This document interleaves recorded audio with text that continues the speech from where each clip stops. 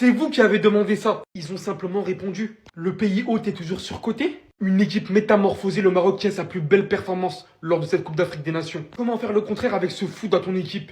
El Kabi, qui nous remet un deuxième geste acrobatique en pleine gueule, une deuxième bicyclette. En plus d'avoir été le joueur qui a montré le schéma à son équipe dès le premier but. Suivi d'un comportement exemplaire. À son âge, il te met des retournés, il continue à presser comme un fou, il te met des doublés. Quand le Maroc est attendu au plus haut niveau, il n'y est pas pour rien. L'un des meilleurs joueurs de cette CAN.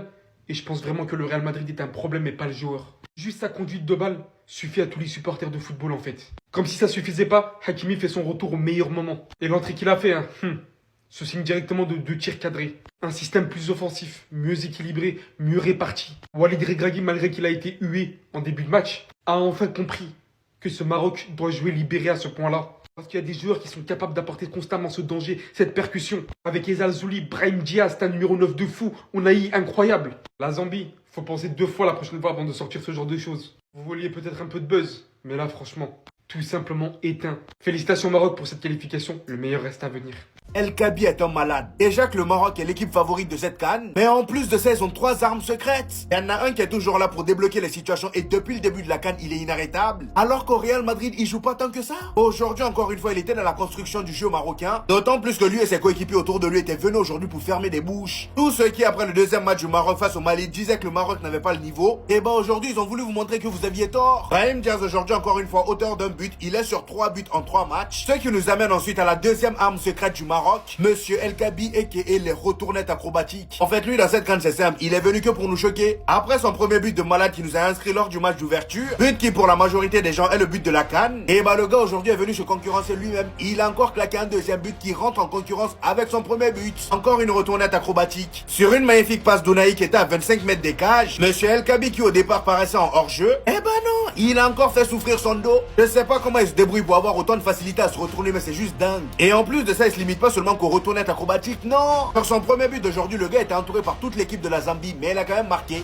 Il a marqué. Lui comme Brahim Diaz sont désormais à 3 buts en 3 matchs. Ce qui nous amène à la troisième arme marocaine, Monsieur Achraf Hakimi. Il vient juste de faire ses débuts. Maintenant, imaginez la suite avec lui, sachant qu'aujourd'hui, sans lui, ils ont montré un beau visage. Non, ça va être terrible. Et à l'issue de cette dernière journée, les amis, le Maroc termine premier avec 7 points, le Mali deuxième avec 3 points. Eux, ils ont fait que des matchs nuls. Le plus important, c'est qu'ils sont qualifiés. En troisième place, les amis, on a le Comore. Et à la quatrième place, la Zambie. Donc, Comore et Zambie sont éliminés. Reste à voir si le Comore pourra terminer meilleur troisième. Là, j'ai reconnu le Maroc 2022. Là, j'ai reconnu le vrai Maroc. Voilà un match du Maroc comme on l'attendait depuis le début de la CAN. Bon, alors, il y en a certainement, ils vont me dire c'est la Zambie en face. Mais les gars, je parle de l'équipe du Maroc. La façon dont ils ont pressé dès la première minute de la première mi-temps, la façon dont ils ont mouillé le maillot, la motivation des joueurs. Non, là, j'ai reconnu une équipe. Là, le Maroc, ça fait peur. Brahim Diaz, encore une fois, les gars, son talent, c'est magnifique à voir jouer sur un terrain de football. Je veux rien savoir. C'est le meilleur joueur de la CAN pour le moment,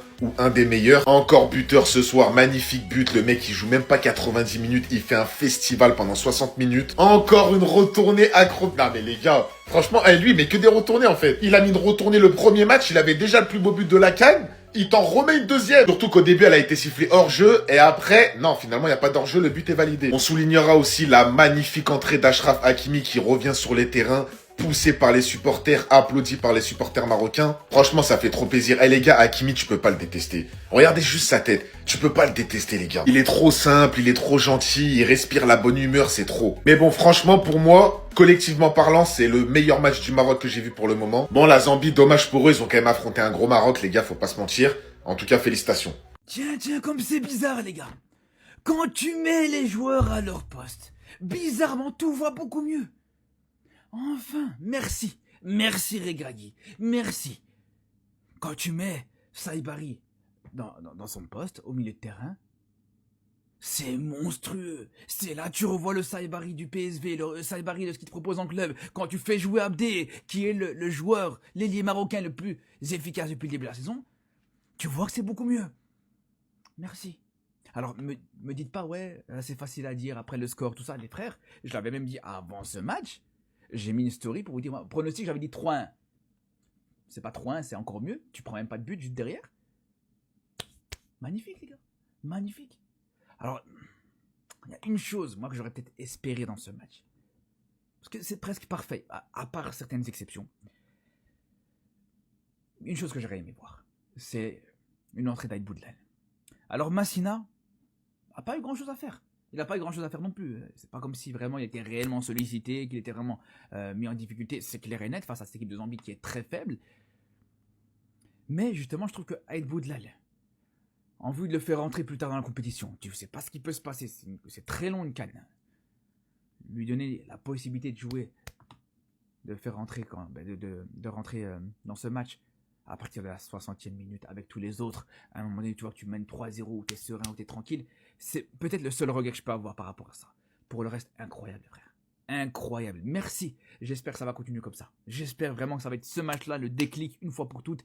Et que sur le prochain match, on ne verra pas de décisions bizarres dans la compo, des joueurs qui joueront pas à leur poste et des choses comme ça. C'est tout ce qu'on espère.